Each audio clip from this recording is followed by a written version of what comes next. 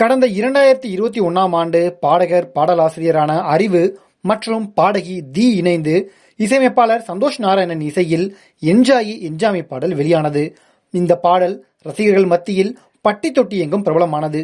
மிக நீண்ட நாட்களுக்கு பிறகு தமிழில் மிகவும் அதிக மக்களை சென்றடைந்த தனி இசை பாடல் என்ற அங்கீகாரத்தை அப்போது அந்த பாடல் பெற்றது. இந்த பாடலுக்கு சர்வதேச அளவில் அங்கீகாரங்களும் கிடைத்தது. இந்த பாடலின் காப்பீட்டு உரிமை பிரச்சனையில் சந்தோஷ் நாராயணன் மற்றும் அறிவு இருவருக்கு இடையில் ஏற்பட்ட பிரச்சனையில் இயக்குனர் பாரஞ்சித் உட்பட பலர் அறிவுக்கு ஆதரவாக குரல் கொடுத்தனர்.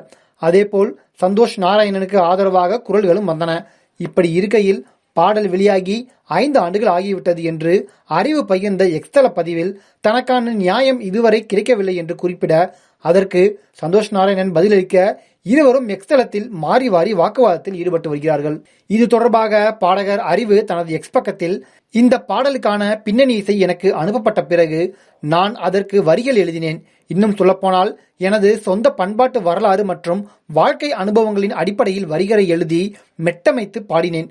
எனது கிராமத்தில் எனது நிலம் மற்றும் மக்களின் கதைகளை கொண்டு படமாக்கப்பட்ட இந்த பாடலில் முழு பங்களிப்பையும் நான் அளித்திருந்தாலும் பாடல் வெளியாகும் போது நான் ஒரு ஃபீச்சரிங் ஆர்டிஸ்டாக மட்டுமே அடையாளப்படுத்தப்பட்டேன்.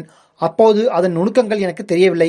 ஆனால் 5 ஆண்டுகளுக்கு பிறகு மற்றவர்கள் அதன் உரிமைகளையும் ராயல்ட்டிகளையும் பெறுகிறார்கள்.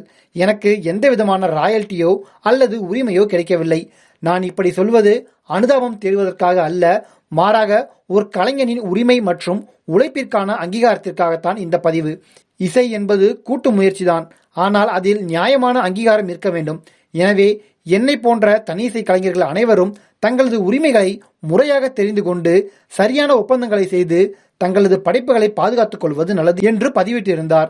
இவரது இந்த பதிவுக்கு இசையமைப்பாளர் சந்தோஷ் நாராயணனும் பதிலளித்துள்ளார். அதில், உங்களுடைய கருத்துக்களுக்கு உங்களுக்கு உரிமை இருக்கலாம், ஆனால் தொழில்நுட்பம் மற்றும் சட்ட ரீதியாக நீங்கள் முன்வைக்கும் வாதங்கள் எல்லாமே வழக்கம் போல வெறும் கற்பனைதான். அதில் துளியும் உண்மை இல்லை. உங்கள் வாதங்களை நிரூபிக்க என்னிடம் விவாதிக்க தயாரா? என்னை எல்லா சமூக வலைதளங்களிலும் பிளாக் செய்துவிட்டு ஓடுவது என்ன நியாயம்? நான் எதற்கும் தயார். எந்த ஊடகத்திலும் எப்போது வேண்டுமானாலும் உங்களது பொய்களை நிரூபிக்க காத்திருக்கிறேன் என சந்தோஷ் நாராயணன் பதிவிட்டிருந்தார். இவரது பதிவுக்கு ராயல்டி, உரிமை மற்றும் பங்கீடு தொடர்பான எனது நிலைப்பாட்டை நான் ஏற்கனவே பகிரங்கமாக தெரிவித்துவிட்டேன். உங்கள் வீட்டிற்கே நேரில் வந்து பேசியும் தனிப்பட்ட முறையில் இந்த பிரச்சனையை தீர்க்க நான் எடுத்த பல கட்ட முயற்சிகள் தோல்வியிலேயே முடிந்தது. இது சமூக வலைதளங்களில் விவாதித்து தீர்க்க வேண்டிய விஷயம் அல்ல. உண்மைகள் தானாக பேசும். இதற்கான சரியான நடவடிக்கைகளை, அதாவது சட்ட ரீதியான நடவடிக்கை மற்றும் அமைப்பு ரீதியான நடவடிக்கைகளை தொடர நான் தயாராகவே இருக்கிறேன் என பதிவிட்டுள்ளார். இவரது இந்த பதிவு ரசிகர்கள் மத்தியில் பெரும் கவனத்தை ஈர்த்துள்ளது. ஒரு பாடலுக்காக சிறந்த கலைஞர்கள் இருவரும் எக்ஸ்தலத்தில் மாறி மாறி விவாதித்துக் கொள்வது ரசிகர்கள் மத்தியில் அதிர்ச்சியை ஏற்படுத்தியுள்ளது.